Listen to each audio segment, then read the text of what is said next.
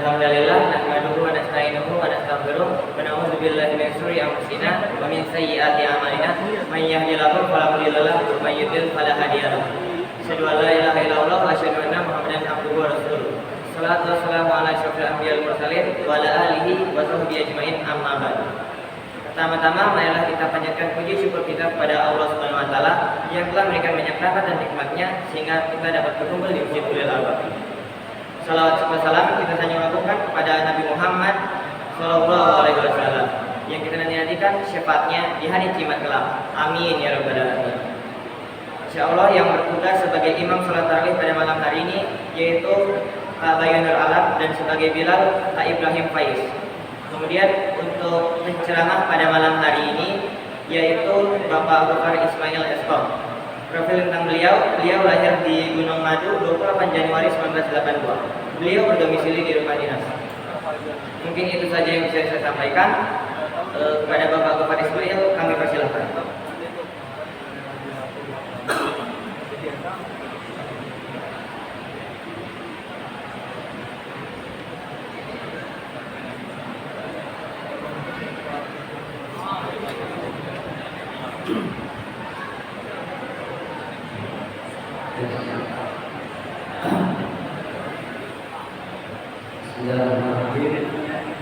Assalamualaikum warahmatullahi wabarakatuh. Waalaikumsalam warahmatullahi wabarakatuh.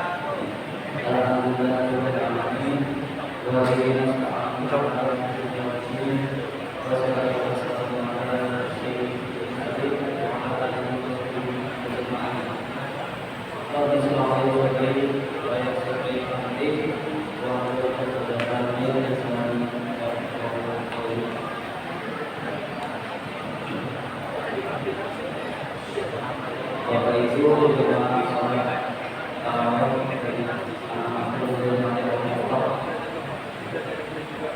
puji syukur marilah kita panjatkan kehadirat Allah Subhanahu wa taala atas rahmat hidayah dan karunia-Nya.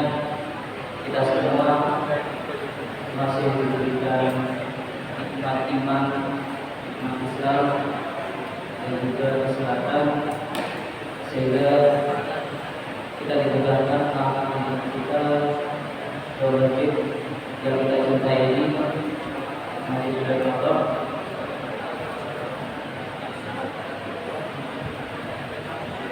Tak terasa kita sudah memasuki malam yang ke-16.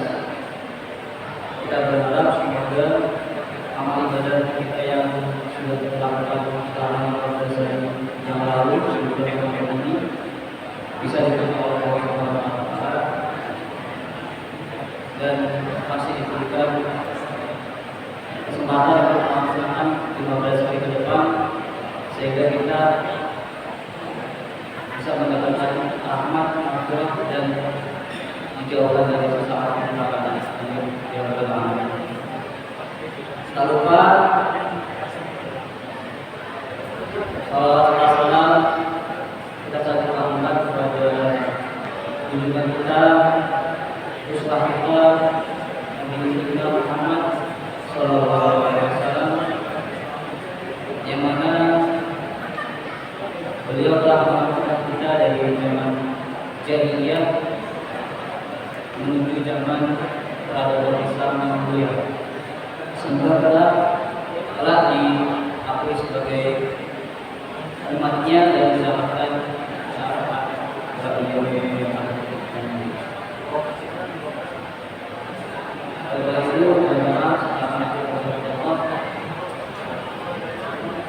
Dalam surat Al-Fusilat ayat 30 sampai 32 Allah Subhanahu wa taala berfirman, A'udzu billahi minasyaitonir rajim. Bismillahirrahmanirrahim. Innal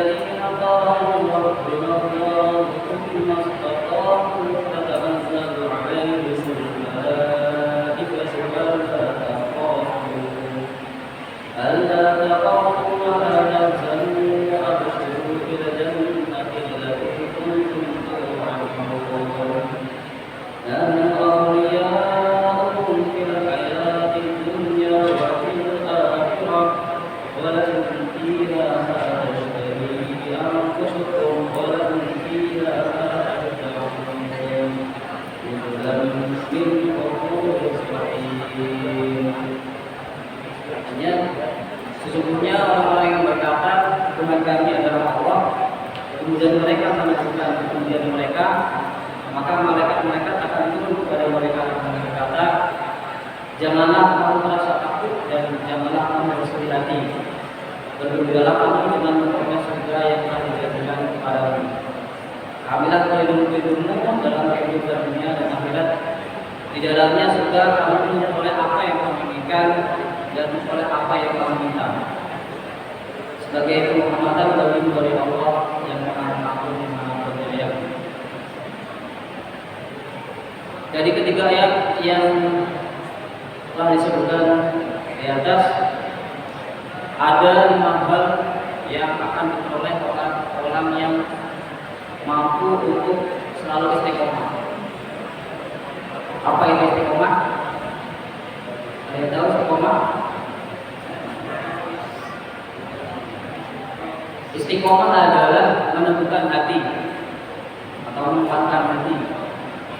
Kalau bahasa Indonesia adalah konsisten. Konsisten dalam hal apa? Konsisten dalam hal menjalankan keimanan dan amal sholat, baik itu secara batin maupun secara lahir, dan fokus hanya menetapkan ridha dari Allah Subhanahu wa Ta'ala.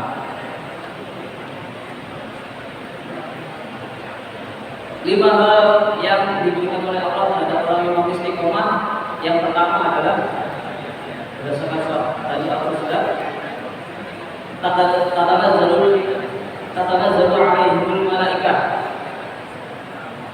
Artinya akan diturunkan malaikat secara bergelombang tanpa henti kepada orang tersebut ketika sakaratul maut.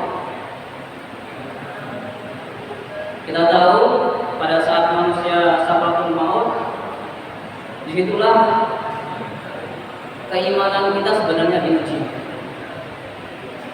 Dan apa? Karena pada saat itu setan tentu juga akan mengganggu atau menggoda keimanan kita. Setan akan mengembangkan semua kemampuannya, ya. Semua kemampuannya yang paling pamungkas untuk manusia itu tidak percaya sama Allah. Itulah saat yang terakhir bagi setan untuk menggoda manusia. Nah, apabila Allah sudah menurunkan malaikatnya untuk menemani kita ketika sakaratul maut, maka tentu saja godaan-godaan setan itu tidak akan berpengaruh. Ya. Karena ada malaikat yang menemani kita. Kita akan diperlihatkan surga kalau kita masih memiliki iman. Tapi kalau kita orang yang jahat, yang zalim, maka yang diperlihatkan adalah neraka. Tentu kita tidak ingin menjadi di akhir hayat kita menjadi orang yang suul khotimah. Tapi kita ingin berharap di akhir hayat kita menjadi orang yang husnul khatimah. Kemudian keistimewaan kedua yang diberikan pada orang istiqomah adalah alla takhafu wa la tahzanu. Artinya malaikat yang tadi diturunkan oleh Allah untuk menemani kita ketika kita sakaratul maut itu tidak hanya sekedar menemani, tapi juga memberi kabar gembira. Kabar gembira untuk tidak takut dan bersedih hati. Ya, karena kita akan meninggalkan dunia. Dalam tafsirnya Ibnu Katsir menyebutkan perkataan dari malaikat itu seperti ucapan, janganlah sedih terhadap permasalahan dunia yang akan kita tinggalkan berupa harta, benda, keluarga, dan anak. Karena sesungguhnya Allah yang akan menanggungnya. Kalau sudah Allah yang menanggungnya, berarti di sini kita akan lebih santai ketika arwah kita atau roh kita itu dicabut oleh malaikat maut.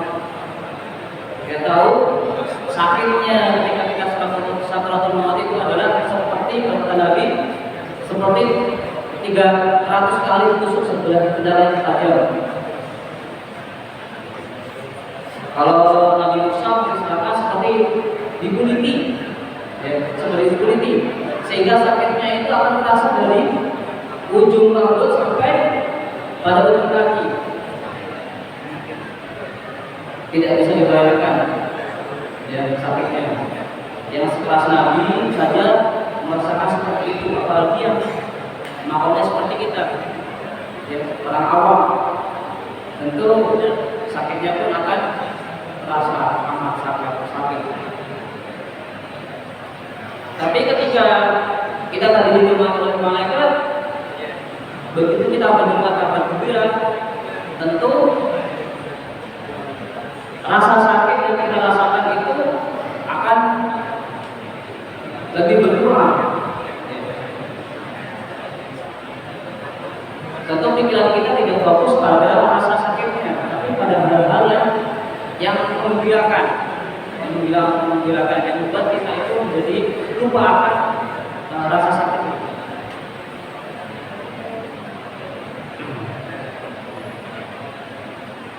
Kemudian yang ketiga adalah wa absyiru bil jannati allati kuntum tu'adun, jaminan mendapatkan surga. Ada sebuah kisah sahabat Nabi yang bernama Bilal bin Rabah, ya, yang masuk surga bersama dengan kelompoknya, ya. Pada suatu waktu Rasulullah bersama para sahabatnya sedang ada di majelis ilmu, kemudian ketika bertanya kepada sahabat Bilal bin Rabah, "Wahai Bilal,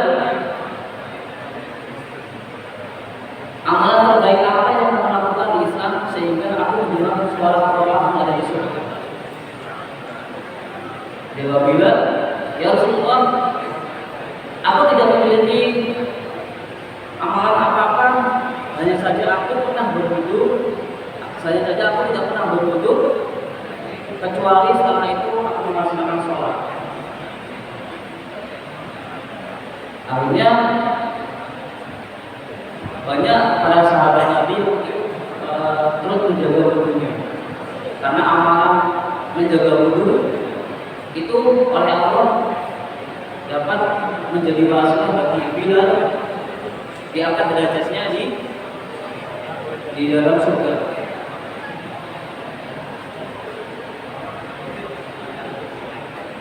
Jamaah rahimahullah, yang keempat adalah nahnu awliya'ukum fil hayati dunya wa fil akhirah, mendapat pertolongan Allah baik di dunia dan di akhirat.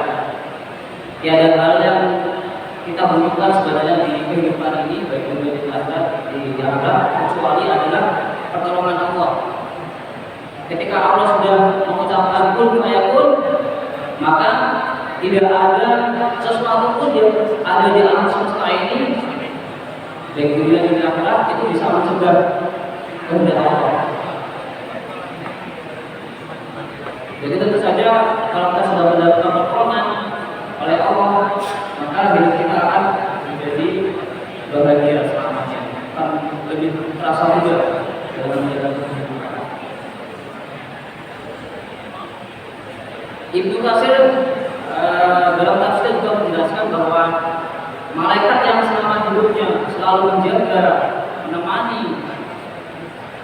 dan mengajak seseorang itu ke dalam kebaikan sampai manusia itu meninggal, maka malaikat itu akan menemaninya sampai ke akhirat, sampai ke akhirat. Jadi dalam hidupnya juga di akhirat, sampai nanti manusia itu masuk ke dalam surganya Allah. Kita tahu perjalanan hidup manusia itu sampai menuju pada surga itu ada 14 fase. Ya. Ada 14 fase kehidupan. Sekarang kita ini ada di fase yang ketiga, ya, yang ketiga kita hidup di dunia. Sebelumnya kita tahu di mana? Fase sebelumnya ada di kandungan, ya, di kandungan, dan sebelumnya ada di fase alam arwah. Nanti setelah kehidupan kita di dunia ini ada fase barzakh, fase kiamat, fase alam mahsyar, fase syafaat, sampai nanti fase yang ke-13 itu adalah fase di Suratul Muntaha, yang nanti itu fase terakhir sebelum menuju surga atau neraka. Bisa dibayangkan betapa lamanya, betapa lamanya dan panjangnya fase di akhirat itu. Satu hari di akhirat itu sama dengan 1000 tahun, ya kan? 1000 tahun di akhirat, di dunia. Maka kalau setengah hari saja itu sudah 500 tahun. 500 tahun atau 12 jam, ya kan? Kalau satu hari 24 jam atas setengah harinya 12 jam itu sama saja dengan 500 tahun, ya. Dan 1/16-nya atau 1,5 jamnya itu hanya 62,6 tahun. Bayangkan kita hidup di dunia ini rata-rata manusia hidup antara umur 60 sampai 70 tahun. Itu hanya 1,5 jam saja di akhirat. Kita tidak bisa membayangkan berapa lamanya. Nah, perjalanan yang lama itu tidak akan terasa lama. Kenapa? Karena tadi malaikat mau menemani kita. Kalau kita jalan-jalan gitu ya ke suatu tempat, ke mall atau kemana, kalau kita jalan-jalan sendiri itu kan rasanya kurang enak, ya, ya kan? Gak ada teman ngobrol, gak ada teman curhat, gak ada teman bercerita. Tentu yang terjadi adalah penderitaan dalam berjalan, akan merasa sendirian. Tapi kalau kita pergi ke suatu tempat, ada teman ngobrol, ada teman curhat, teman untuk bercerita, tentu perjalanan itu akan lebih menyenangkan. Begitulah nanti malaikat itu fungsinya akan seperti itu, menemani kita sampai tidak terasa di akhirat, di surga. Kemudian yang terakhir adalah nuzulan min ghafurur rahim. Jadi keistimewaan yang diberikan oleh orang yang istiqomah adalah mendapat hidangan dari Allah yang Maha Pengampun dan Maha Penyayang. Kalau sudah Allah yang memberi hidangan, tentu tidak ada hidangan yang lebih nikmat, ya kan? Lebih nikmat, lebih mulia. Kita diundang presiden saja, ya, sudah baru diundang saja itu rasanya sudah wah takawah, ya kan? Berbunga-bunga, ya. Belum menikmati hidangannya. Kalau sudah menikmati hidangannya, walaupun yang disediakan itu mungkin biasa, yang seperti kita makan, seperti bakso atau sate, gitu ya. Tapi namanya presiden yang menyediakan hidangan itu rasanya akan beda. Rasanya akan lebih nikmat. Apalagi karena Allah yang sudah memberikan hidangan. Ya, nikmatnya surga itu tidak pernah terbesit oleh akal manusia, tidak pernah dilihat oleh mata, dan tidak pernah didengar. Kita tidak bisa membayangkan bagaimana indahnya surga itu. Jamaah rahimahullah, pertanyaan selanjutnya adalah, lalu bagaimana cara kita untuk bisa mempertahankan keistiqomahan itu? Karena kita itu kan hidup masih di fase 3, ya kan, masa di kehidupan dunia yang begitu banyak cobaan, rintangan, banyak sekali drama yang terjadi di kehidupan kita, ya kan? Banyak drama Korea aja, ya. Banyak drama-drama lain yang meliputi kehidupan kita. Nah, ada 5 hal yang bisa dijadikan tips ya bagi kita untuk bisa mempertahankan keimanan. Yang pertama adalah ikhlas. Ikhlas dalam beramal dan memahami ketika dua kalimat syahadat. Allah berfirman dalam surat Al-Kahfi ayat 110, Bismillahirrahmanirrahim. Faman kana yarju liqa'a rabbih faly'amal 'amalan shalihan wa la yusyrik bi 'ibadati rabbih ahada. Artinya, barang siapa yang mengharap perjumpaan dengan Tuhannya, maka hendaklah ia mengerjakan amal yang soleh dan janganlah ia mempersekutukan seorang pun dalam beribadah kepada Tuhannya. Seorang ulama salaf Abu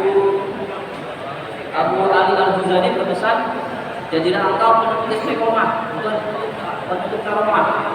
Sesungguhnya dirimu lebih condong untuk mencari karomah, sedang Tuhan dari menuntut istiqomah.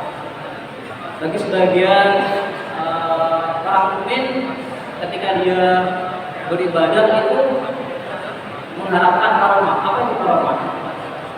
Karomah adalah keistimewaan, keistimewaan yang diberikan oleh Allah, bisa berupa perbuatan peristiwa yang di luar akal manusia. Misalkan bisa pergi ke suatu tempat dalam sekejap mata, ya, tidak merasakan panasnya bara api dan sebagainya. Nah, padahal sesungguhnya Allah tidak. Kalau Allah memberikan karomah, kalau tidak hati-hati kita menggunakannya bisa menyebabkan terjadi istidraj. Jadi nikmat yang bisa mencelakakan kita. Jadi dalam beribadah kita tidak perlu berpikir akan karena apa yang akan kita perbuat, tapi teruslah untuk selalu beristiqomah. Untuk tips yang kedua adalah lakukan secara sedang-sedang saja atau tidak berlebihan. Rasulullah bersabda, sesungguhnya setiap amal terdapat masa giat dan di sana ada masa jeda. Maka siapa yang jedanya kepada bid'ah, sesungguhnya dia sesat. Dan siapa yang jedanya kepada sunnah, maka dia terbimbing. Terkadang iman kita, ketika iman kita ada di posisi yang tinggi, kita melaksanakan ibadah dengan berlebihan, ya, berlebihan. Tapi ketika iman kita berada di posisi terendah, maka kita tidak sama sekali melakukan ibadah. Nah, ini yang tidak disukai oleh Allah. Lebih baik amal itu dilakukan secara sedang-sedang, baik mungkin ketika iman kita lagi tinggi atau rendah. Untuk menjaga konsistensi dalam istiqomah, maka lakukan dengan sedang-sedang saja. Jemaah rahimahullah, untuk yang ketiga adalah berkumpul dengan komunitas orang-orang yang saleh, ya, orang-orang yang saleh. Karena perumpamaan antara persahabatan dengan orang baik dan orang jahat itu seperti kita berteman dengan penjual minyak wangi dengan pandai besi. Kalau kita ingin badan kita bau wangi, maka berteman dengan orang yang menjual minyak wangi. Ya, kita ingin perilaku kita menjadi lebih baik, menjadi orang soleh, maka bergaullah dengan orang-orang soleh. Karena akan ada orang yang selalu dan mengajak kita dalam kebaikan.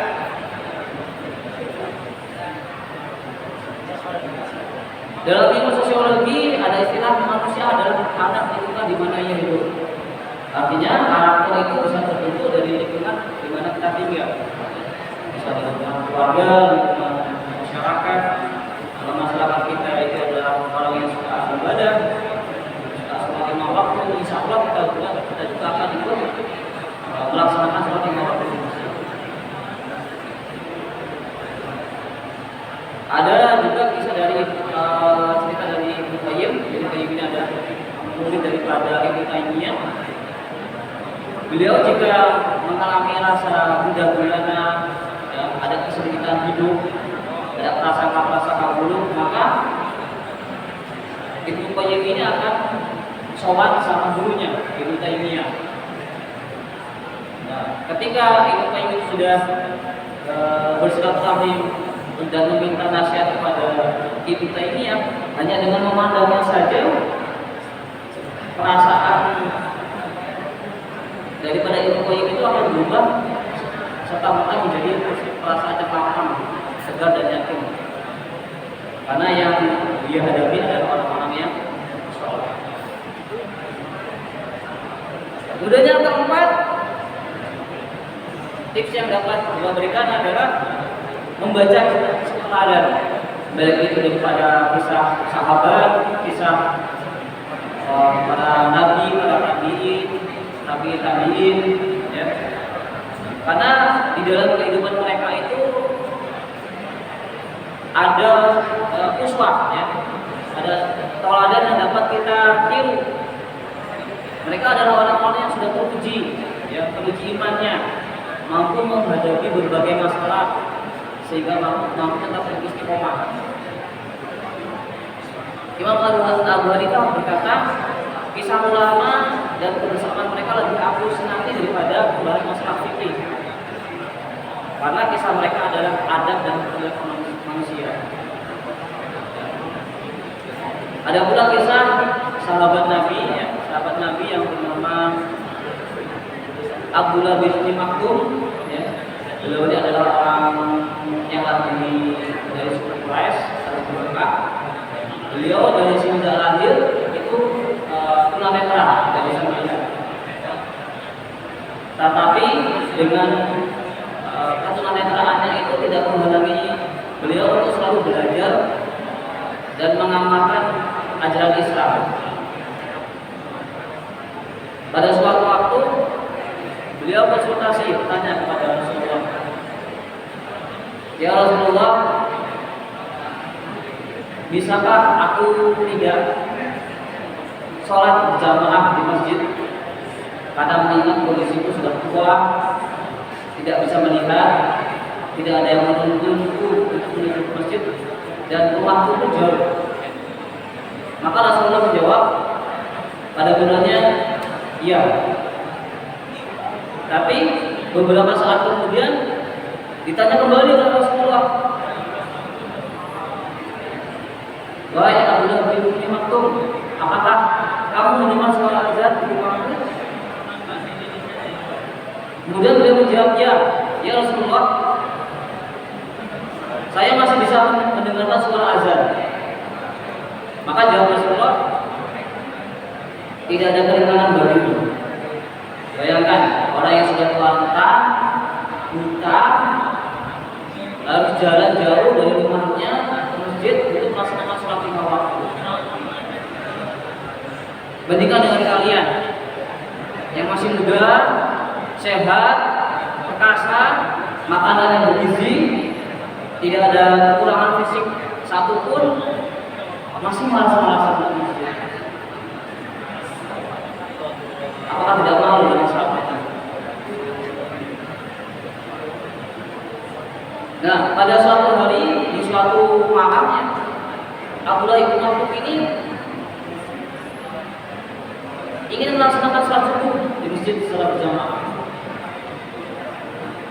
Karena tidak ada yang menuntutnya dan pada saat itu gelap gulita, maka tidak sengaja Abdullah bin Maktum ini terjatuh, kemudian kepalanya itu terbentuk keluar, sehingga darahnya menutupi semua wajahnya. Apa yang dilakukan setelah itu? Beliau tetap melaksanakan, tetap pergi ke masjid. Apakah bisa kita seperti itu?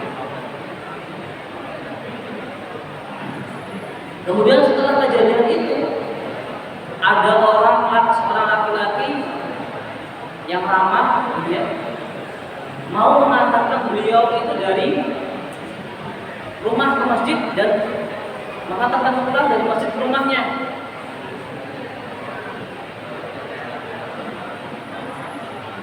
Tanpa diminta oleh Abdullah bin Umi Maktum. Karena seringnya orang laki-laki ini mengantarkan beliau, pada suatu waktu bertanyalah beliau Abdullah bin Umi Maktum ini ke laki-laki tersebut,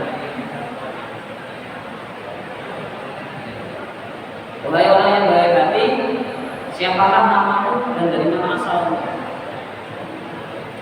Orang laki-laki itu menjawab, jangan pernah kau menanyakan nama dan asalku, dan jangan pula mendoakan aku.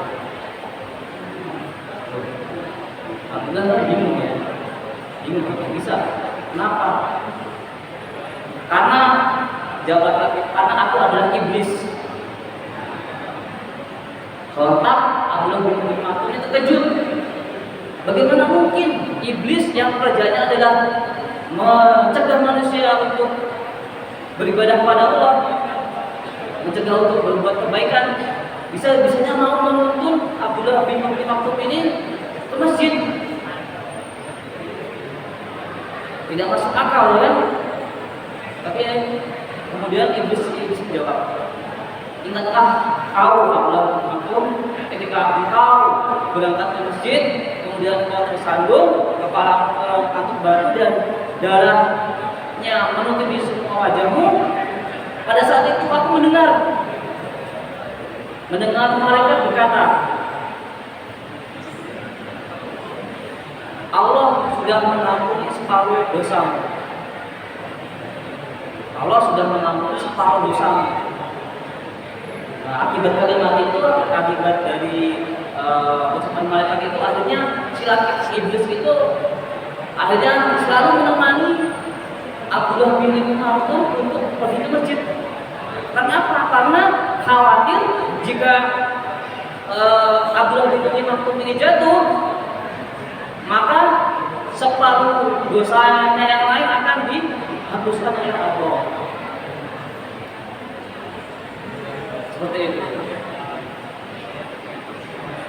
Jadi pelajaran yang dapat kita ambil dari kisah dari sahabat Abdullah bin Ubay bin Maktum adalah istiqomah adalah menjadi hal yang sangat penting bagi seorang muslim. Karena amalan dilakukan secara terus-menerus itu akan bisa menjadi ladang pahala dan menjadi perantara bagi orang itu untuk semakin mendekatkan diri pada Allah Subhanahu wa taala. Jamaah rahimahullah, untuk tips yang terakhir adalah berdoa kepada Allah untuk selalu diberi pertolongan agar dapat selalu istiqomah. Ya, karena doa itu adalah senjata pamungkas bagi orang muslim, orang mukmin. Ya. Sebagaimana Rasulullah bersabda, semua amal perbuatan itu diukur-ukurkan pada titik akhirnya. Ya. Kita tidak pernah tahu apa yang terjadi besok. Semua terserah kepada kehendak Allah Subhanahu wa taala. Dan doa adalah salah satu hal yang mampu mengubah takdir Allah, mengubah ketentuan Allah.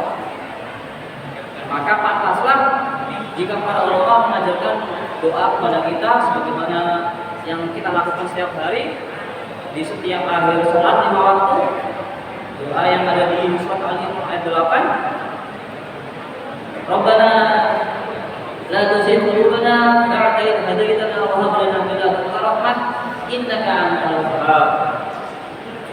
Artinya, ya Tuhan kami, jangan Engkau jadikan hati kami condong kepada kesesatan sesudah Engkau memberi petunjuk kepada kami, dan karuniakanlah kepada kami rahmat dari sisi Engkau, karena sesungguhnya Engkau Maha Pengampun. Kalau kita yakini doa ini dengan sepenuh hati, insyaallah doa-doa yang kita panjatkan dijabah oleh Allah. Bapak Ibu, jamaah salat tarawih dan anak yang dimuliakan Allah, meskipun amalan yang kita kerjakan itu kelihatan sepele di mata manusia, tetapi jika itu kita lakukan secara konsisten, terus menerus tanpa henti sampai akhir hayat kita, itu akan lebih baik daripada amalan yang kita lakukan secara berlebihan. Karena Allah tidak menyukai orang yang berlebihan.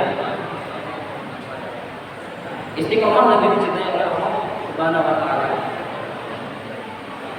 Seperti yang disampaikan oleh Nabi kita, berbuat sesuatu yang tepat dan benar kalian, dan amal yang kalian dicintai Allah adalah terus meskipun sedikit.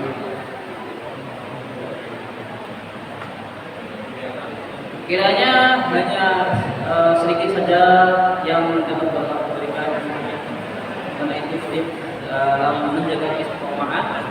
Semoga apa yang kita sampaikan ini bisa bermanfaat bagi kita untuk meningkatkan kualitas amal ibadah kita di bulan puasa ini. Ya. Apabila yang Bapak sampaikan ini ada salahnya, berarti itu berasal dari Bapak sendiri. Apabila ada benarnya, maka semua itu dan dengan kita mohon semoga Allah Subhanahu wa taala bisa memaafkan hati kita dalam